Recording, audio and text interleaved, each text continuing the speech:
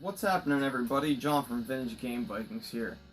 I was kind of bored today, so I was going around cleaning my game room, organizing a bunch of shit, and I came across a lot of stuff that I haven't looked at in a while. A lot of stuff that, you've accumulated over the years and you kind of grow attached to. So I decided to shoot a little video of the top 10 personal favorite pieces in my collection. Not necessarily valuable stuff, but just kind of stuff that you get off friends or stuff you grew up playing like with your siblings or whatnot. Stuff that just kind of means a lot to you. So, like I said, I decided to pull them all out. I decided to sit them down. I made a list on them in an order. It's kind of hard to put a list on some of this stuff. You guys have been collecting for a while, know what I'm talking about. It's kind of hard to choose one piece over another. But I think I narrowed it down to what I got. And sadly, I don't have a beer today. It's 8 in the morning, and a little too early. I know it's never too early for beer, but I have to go to work at some point, so I can't really get fucked up in early in the morning. So before I get started, I narrow this down to only games, and some of this stuff, like my movies, would be on this list, but it's going to be just games only. So honorable mention, it's going to go to an old Captain and the Game Master. I actually grew up watching this, and I was pretty young. I couldn't remember what it was called, and one day I saw this at Best Buy, and I was like, holy fucking shit, that's that show. I need to buy this. This is a complete series. It's only ran 2 seasons, but I enjoyed the hell out of this show, and I watched it from fucking beginning to end in 2 days, and goddamn was it sweet. Alright, number 10 on my list here was an eBay grab. I'm not sure why this sat on eBay as long as it did, but apparently nobody asks fucking questions on eBay. This is my copy of Shatterhand. The special thing about this is that it is a factory seal copy of Shatterhand.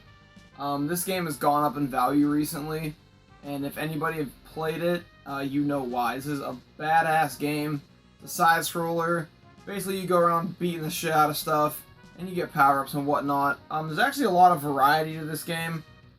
This isn't in the best condition, and it's a little beat up. The dude was asking $200 on it, and it had been sitting for, I've been watching this for probably a month and a half, and nobody touched it. So I sent him a message and asked him if he would take $50 for it, just lowballing him, on the off shot that he might say yes, and he actually took it. $50 for a factory sealed copy of Shatterhand. Now, I do have another CIB copy of this game somewhere. Not real sure where it is right now, but... oh, no, that's not it. Not important. That's my number 10. Number 9 is something that I got off of a friend who lives in Australia, actually. It's 2 things, but seeing as it came from the same person, I decided to make it 1. That's fucking good. Jared, this is for you, man. He's been watching my channel for, probably 2 years now. He's been following me on Instagram since damn near the beginning. The first part of this is a game, The Guardian Legend. This is starting to become popular recently. Mike Matei did a video on underrated NES gems, and this was number 1 on the list. Jared down in Australia saw that I had this game, box and cart only, somehow came across a NTSC manual for this, and he sent it to me across the fucking ocean for free just because he knew I needed it. That was awesome. Completed one of my childhood favorites. I used to play the shit out of this game. I rented it all the time. And my brother hated it, but fuck you, Frank, you're stupid. You don't know a damn thing about games. But I love this game to death. I've played it 3 times since I fucking got it. And the other thing he sent me was this. Copy of Probotector. For those of you guys who don't know what Probotector is, this is actually, I believe, the German version of Contra. It's a PAL-A game. For whatever reason, the government thought it was bad to be killing humans. So they took Contra, swapped all the sprites out from humans to robots. So basically you're playing a cyborg running around shooting other weird ass looking robots. Exact same game, weapons, music, graphics are all intact. It's just weird playing Contra with different shit than you're used to here in the States. Definitely an awesome thing. Not an easy game to find. He happened to come across an extra one, and he sent it to me for absolutely free just because he's a fucking awesome dude. Jared, I'll get you back one of these days. Someday I'll find something you really want, and I'll send it your way. Thanks a lot, man. Number 8. Speaking of friends I made while, collecting retro stuff, this was another guy who's been watching my channel since the beginning. His name's Clark. He just randomly decided to send me a bunch of NES boxes out of the goodness of his heart one day, because I don't know why, he liked our channel or something. Regardless, I get a message in my inbox one day that says, "Hey, give me your address, I got a bunch of empty NES boxes." Yeah, I figured it might be a killer or someone trying to steal my shit, you know how the internet is, but against my better judgment, I sent him my address, and he sent me a whole bunch of shit. We've been good friends ever since. I talk to him all the time. We've done many trades, and this is one of the favorite things that I have that he sent me. This is a complete copy of Kickmaster. He got this on eBay for a good deal, and he just wanted the cart. He knows I'm a box collector, so he traded this to me for my copy of Final Fight 3, which I probably overpaid in that deal, but I don't give a fuck, because Clark is my dude. That thing is in fucking pristine condition, sharp corners, you name it, it's all there. Somebody recommended me this game, and I played it, I fell in love with it, it's fucking phenomenal. So anyone who hasn't played Kickmaster, that is a hidden gem on the system in every sense of the word, so go pick that up. I couldn't be happier to have it complete. Clark, you're the man.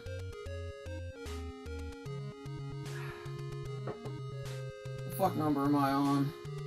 7, I think? Number 7, this is more of a family affair, I guess you would say. My brother introduced me to this game a long time ago. I was probably fucking 10. I don't remember, but I was always into action games, never really an RPG guy. I'd watched him play Final Fantasy 2 and 3 and shit. I never got into it, but this game, this got me hooked on RPGs. Shining Force 2. This was the first, actually probably the only RPG I ever played on Genesis, with the exception of Shining Force 1 and Shining in the Darkness. Both excellent, but Shining Force 2 is the be-all end-all of Genesis RPGs. It's got the music, the story's good, there's a shitload of characters, I think over 30 of them. Most of them are pretty decent. A lot of them are really, really unfair, like Peter and Karna, but, every class can be promoted to a different class. Some guys can be promoted to a third class, giving them better spells, different attributes. Healers can become fighters. Just, it's amazing. Graphics are great, the story's excellent, and the music is phenomenal. I recently introduced my wife to this game, because she's a big Disgaea fan. She plays Final Fantasy Tactics. I finally got her to put this game in one day, and I came home from work and she was still fucking playing 8 hours later. Amazing. This game just will hook the shit out of you. Sadly, the batteries died on this copy. I need to get it, get it replaced, open it up, and resolder it, however the fuck you do that, I don't know. I'm not a mechanical guy, but luckily it is on the Sonic Classics collection on PS3 and 360, along with Shining Force 1 and Shining in the Darkness, so instead of paying $50 for that game, you can always go pick up a copy of that and not have to worry about your battery dying.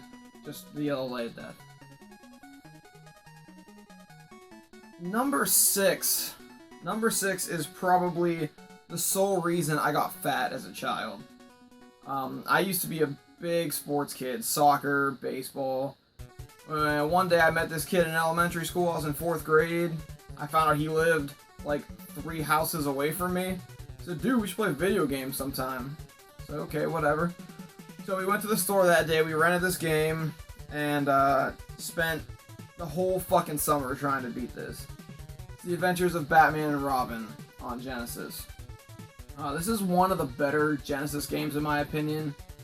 2-player beat 'em up, kinda. You basically throw shit most of the time. The music's fucking good. It's got that Genesis sound. You guys know what I'm talking about. But as far as two-player games go that require you to cooperate and share power-ups and shit, this game is really where it's at. It's not real hard. It can get sort of tricky towards the end of the game if you don't have the right weapons. You're gonna get fucked real fast. And once you lose your power-ups, you're basically screwed. It's a Silver Surfer type deal. You know, die once and good fucking luck trying to finish the game.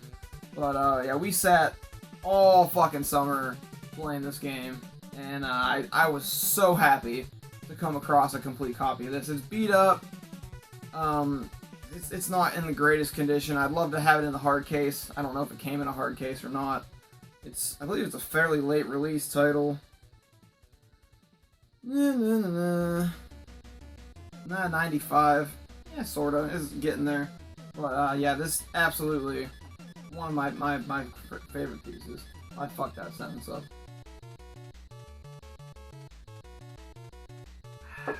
Number 5. This is actually 3 games in one, but they're a series, so I kind of had to include them all.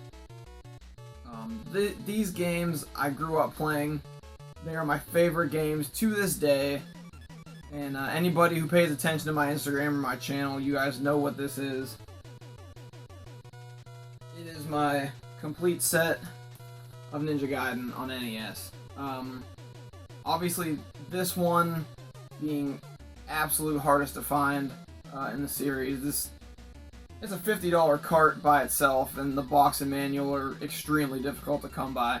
I happened to get this on an Instagram trade, and I had to give up quite a bit to get it, but I couldn't wait to get this and complete the series. I had the other two. Look, I had these two complete already, and this was the fucking crown jewel. Ninja Gaiden is by far my favorite game in the world. I can play the shit out of this game. If you guys have already seen, I'm sure that watch the channel, you know. I can no death run it, yada yada yada. That's not important. I used to play this game at my brother's friend's house because he had it, and he was a fucking I was gonna say boss and master at the same time. He was a master at this game, and I wanted to be like him because he was so fucking good at this and Punch Out and Contra and shit. And but yeah, this is my shit right here. I love these fucking games. This video's getting kind of long. Fuck. Oh, that's gonna fall over. That's bad. Alright, number 4. Number 4 was a Christmas present from my wife the first year I started collecting. She hasn't really gotten me anything gaming related since, which is weird because that's a really easy thing to get me. But, what she had was kind of fucking awesome, I'm not gonna lie about it.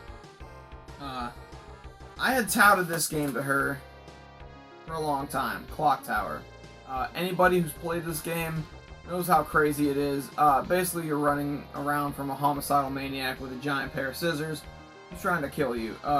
He just kind of walks around at random, and he'll just come into the room and shit, and watch a fucking review on it. Interesting game, but she had 3 separate gifts for me for Christmas, so this is another multi-thing item. The first one was this guy, Clock Tower 2. If you guys pay attention to prices, this has gotten very expensive recently. I think it's upwards of 60, 80, 100 bucks now, depending on the eBay at the time. I've been looking for this. I had it when I was little.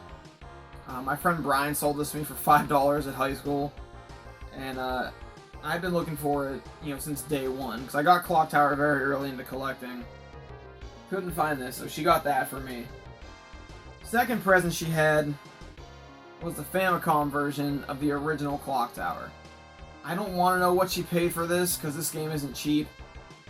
It is absolutely beautiful. It's got everything inside it, all the inserts, the plastic bag, everything. For those of you guys who haven't played this, it's kind of like this one, which is actually the second game in the series. This is the first one. But as far as we knew in the United States, this was the first one, even though it talks about the shit that happened in this game and everyone's confused. But essentially the same thing. But this is a genuinely creepy game on, you know, Super Nintendo. And my mini fridge just started up. Maybe I should grab a beer out of it. That sounds like a good idea. However, this was just a fucking amazing game. It's a ton of atmosphere. Not really a lot of music at all, but just the kind of creepy ass shit that goes on. Now this video it's complete again. Baby can.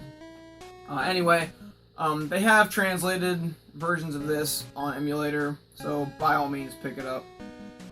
Which leads me to the third gift that she gave to me, which was the repro of the Clock Tower Famicom version. So on Christmas Day, I actually got to play this with my wife, and she had to leave. It scared her because she's a big baby. But I played it from start to finish that day. I spent hours trying to figure this fucking shit out. And wow, is the ending of this game weird. You just have to see it for yourself. By all means, wait till a dark, stormy night.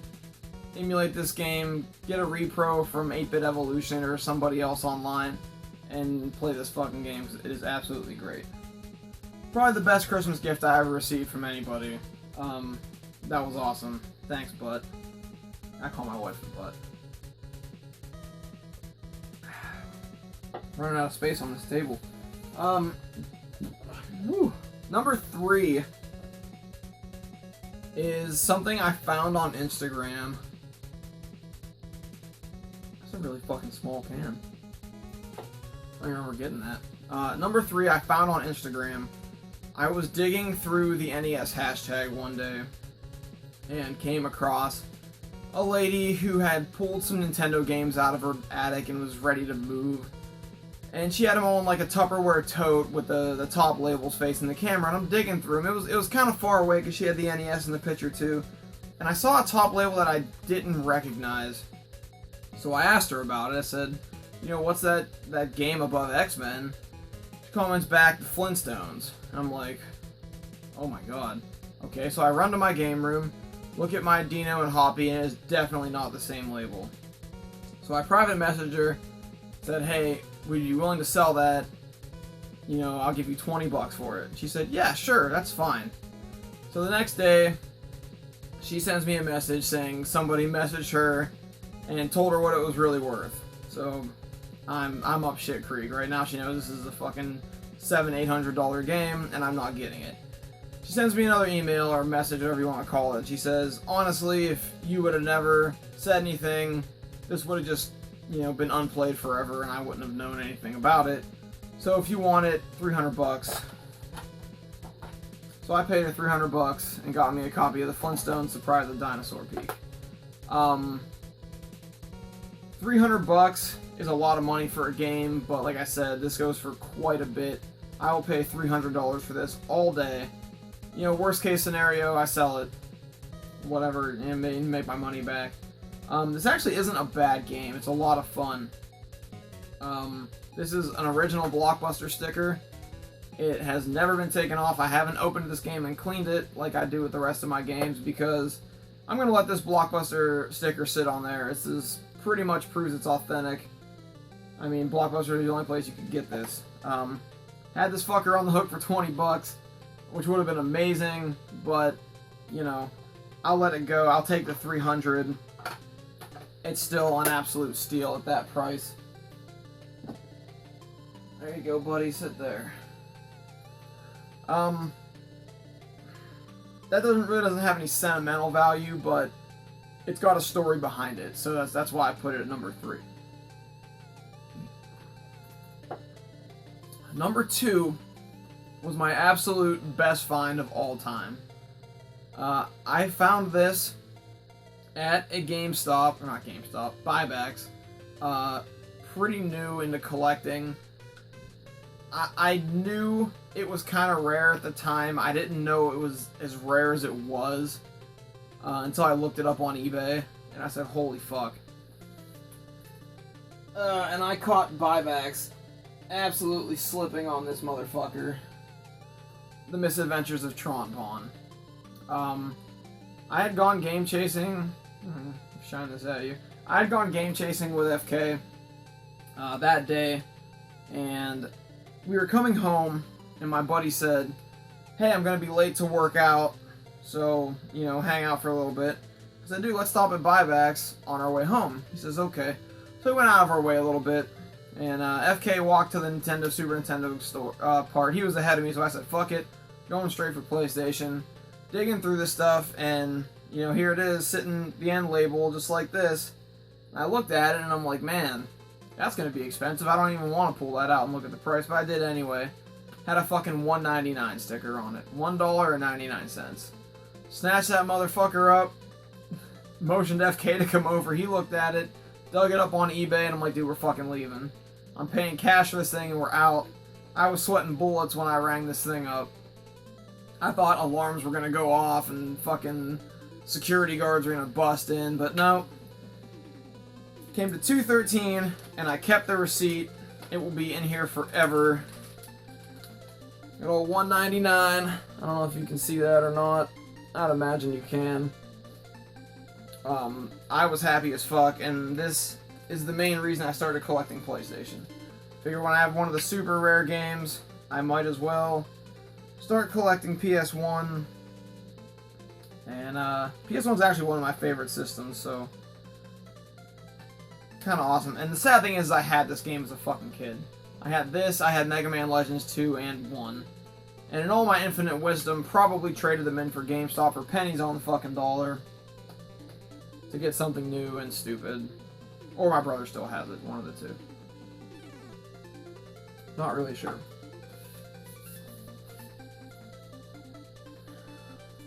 Now, my number one choice, as I said before, the friends and shit you make in this hobby can honestly last a lifetime, and finding out people and talking with them is part of the fun of collecting, in my opinion. You get to go and hang out with a bunch of people who have, you know, similar interests and are also gamers at heart, and usually everybody is generally really cool. This piece I put together for relatively cheap, and honestly because it was the kindness of others. The cart I found myself very early on, probably a month after I started collecting. Found the cart at a game store, and I also learned a valuable lesson while buying this game. I got a local shop owner to pull me out his NES stuff he had in the back, and he had this cart in here, The Adventures of Bucky OHare. This game is phenomenal. Now, when I got the guy to pull this out, he also had a gun knack in there. I had already bought a bunch of shit off him. He wanted 20 bucks a piece. Now, this was before I had realized you should buy the rare thing over a bunch of common shit. I really should have picked up gun knack, and I didn't. But luckily I did pick up Bucky OHare. I thought I'd overpaid for it at 20 bucks, which was pretty much going rate at the time. This was before prices really got through the fucking roof. But I went home and played the shit out of it. Fucking phenomenal game. But the thing that makes this game special, I talked to you guys about friends. So this game incorporates old friends and new friends. One of the guys I knew when I used to play Raw Deal, which is a wrestling-based card game. We were all pretty heavy into it. And I met a lot of guys from Columbus that, you know, play. I went to tournaments down there all the time. I went down for Korgs in 2013, and my buddy Roger was down there who I used to play cards with. He had a bunch of extra shit in his car with me he was going to trade in, and he sold me a bunch of it for a steal, and the manual for this game was in there. I hung on to the manual for this for probably a year and a half, and it's really nice. It's got a little damage on it, but not important. The fact that he gave me such a steal on it, oops, I don't want to drop Bucky, it's kind of awesome. But it wasn't until I met Matty J in Pittsburgh and he sold me the box for this. He also gave me an absolute steal on this box. This is a pretty nice box. It's got sharp corners, not really any major wear. It's got a couple creases here and there, but it's pretty fucking nice. And for a game this expensive, it's really tough to come by a box, let alone a really nice one. Yeah, Matty J sold me this and 3 other uncommon boxes for 90 bucks. And I mean, that's amazing. Matty J's hooked me up so many fucking times, it's ridiculous. Roger also started collecting shit, and then he sold it off again to me and FK mostly for a ridiculously great price. Now, I mean, I have 2 different friends. One I've known forever, and one that I met through this hobby helped me complete a game that I love. So that's why it's my number 1. It's a culmination of everything that you're like your whole life, part of it, and the new part, and your childhood. So just shit like that is awesome, and it's what makes this hobby so great. Sadly, this hobby is starting to become about money, and people are just in it to line their pockets. If you guys have been paying attention to Game Wheel lately, you know what's going on. I think the Game Wheel scandal dropped 2 days ago, or 3 days ago, and it's really depressing what it's coming to. But for those of you who are in it for the love of games and to relive your childhood, keep fucking going, because that's what this shit is about. I kind of want to sell all this stuff, but I don't think I ever really could. I've grown way too attached to this stuff over the past 3 years. And I met a lot of awesome people doing it, and talked to a lot of awesome people, both on YouTube, Instagram, Facebook, whatever. Right now I have a manual coming for one of my other games that I totally forgot to put in this. Should have thought about this. Nightmare on Elm Street. By far and away one of my favorite games of all time. I picked this box up at a flea market. I paid for it. I didn't give a fuck. I had to have it. So I'm glad I remembered this, because this needed to be in here. I don't know where this goes on the list. Just fucking stick it somewhere. Put it in honorable mention. I don't know. I fucking absolutely love this game. And the fact that I found a manual for it on the Nintendo Age Facebook blows me away. So, Jason, thank you for trading me that. I know you'll probably never see this video, but in the event that you do, I hope this manual comes. I'm going to put it in there and be fucking happy little boy about it.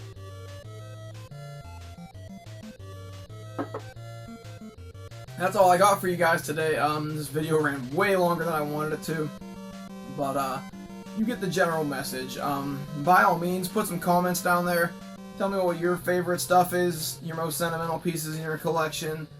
Make a video response. That would actually be even better. I'd love to see what you guys have, and love to talk about it. So, and as always, if you guys want to see something on this channel, game videos, reviews, just us bullshitting about random topics, feel free to suggest it. Message us on Facebook, hit us on YouTube, email us, Instagram, whatever the fuck you want to do. You guys know the drill by now. But until I decide to post something again, and who fucking knows when that'll be, take care, guys.